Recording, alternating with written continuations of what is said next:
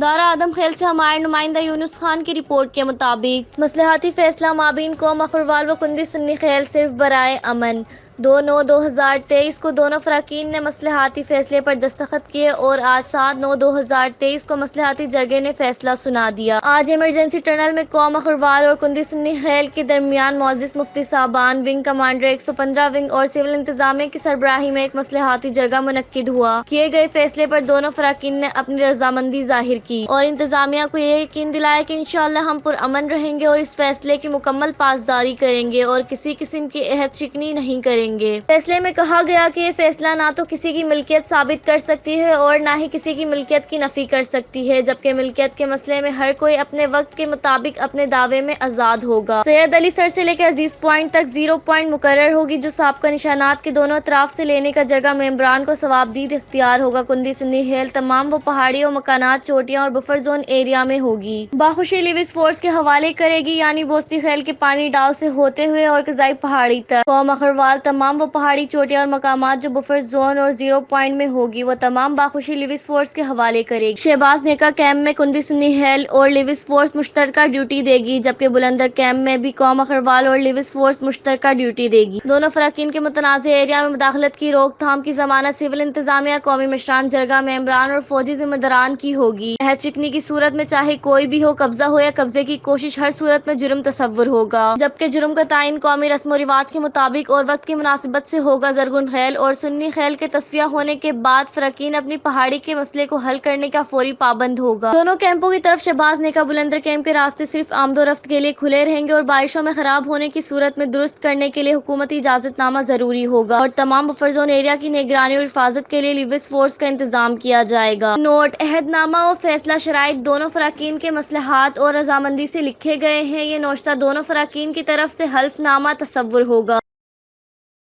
کراچی سے ہمارے نمائندہ سید رضا شاہ کی رپورٹ کے مطابق آج ضلع ملیر کی قسمت میں 2 بہترین افسران کا تبادلہ ہوا ہے۔ پہلے کیپٹن سعید احمد لغاری، ڈپٹی کمشنر ملیر اور S S P Malir Tahir الہی مستوئی کو ملیر کی عوام خوش آمدید کہتی ہے کہ اب ملیر سے جرائم ختم ہوں گے۔ عوام کا کہنا ہے کہ ملیر میں لینڈ گروپوں کا راج ہے، منشیات فروشوں کا راج ہے، ڈاکوؤں کا راج ہے۔ عوام اب دونوں سے امید کرتی ہے کہ اب جرائم کا خاتمہ ہوگا، کیونکہ ہمارے ملیر میں 2 لیڈر افسران کا تبادلہ ہوا ہے۔ امید عوام کی جاگ اٹھی کہ اب منشیات فروشی نہیں چلے گی، گنڈا گردی نہیں چلے گی، لینڈ گریبی نہیں چلے گی۔ عوام کی امیدیں آپ پر ہیں۔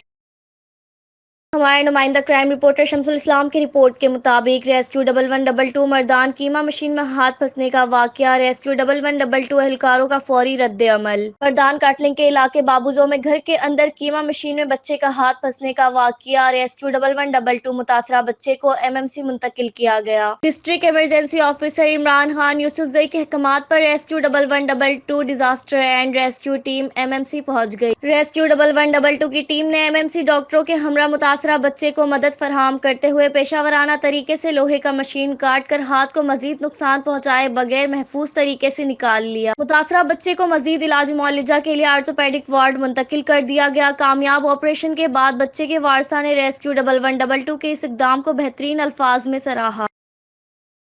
کراچی سے ہمارے نمائندہ ظفر اقبال کی رپورٹ کے مطابق انسانیت کی بے لوث خدمت کرنا ہمارا مقصد ہے۔ خلیل قریشی تعلیم کے فروغ اور سماجی کاموں میں انجمن پرتاب گڑھ کی خدمات نمایاں ہیں۔ اسلم جلالی انجمن کی جانب سے ایمبولینس سروس کی افتتاح تقریب میں معززین کی شرکت و اظہار خیال۔ انجمن اتحاد المسلمین پرتاب گڑھ کے زیر اہتمام منظور کالونی محمود آباد میں ایمبولینس سروس کا افتتاح کرتے ہوئے انجمن کے صدر خلیل قریشی نے کہا کہ انسانیت کی بے لوث خدمت کرنا ہمارا مقصد ہے۔ ایمبولینس سروس آغاز سے اہل علاقے کو ایمرجنسی یا سہولت ملے گی۔ اس سے قبل 2 عدد میت بس اور 1 ایمبولینس ملیر، شاہ فیصل اور آدم ٹاؤن نارتھ کراچی میں خدمت انجام دے رہی ہے۔ تقریب کے مہمان خصوصی ڈاکٹر اسلم جلالی نے انجمن کی جانب زیر اہتمام چلنے والے عودہ اسکول میں انگلش لینگویج اور کمپیوٹر انسٹی ٹیوٹ کا افتتاح کرتے ہوئے تعلیم کی اہمیت پر زور دیتے ہوئے کہا کہ انشاءاللہ انجمن پرتاب گڑھ کے زیر انتظام چلنے والے اسکولوں اور اسپتال سے عام آدمی کو بھی معیاری تعلیم اور طبی سہولیات میسر ہوں گی۔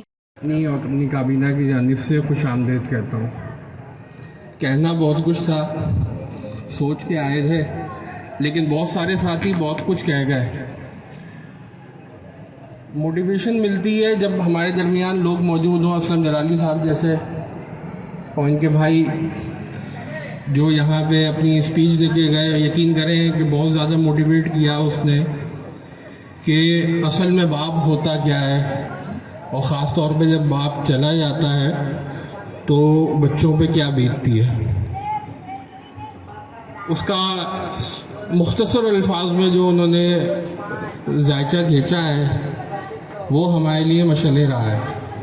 میں صرف یہ کہنا چاہوں گا کہ 1997 میں انجمن سے وابستہ ہوا۔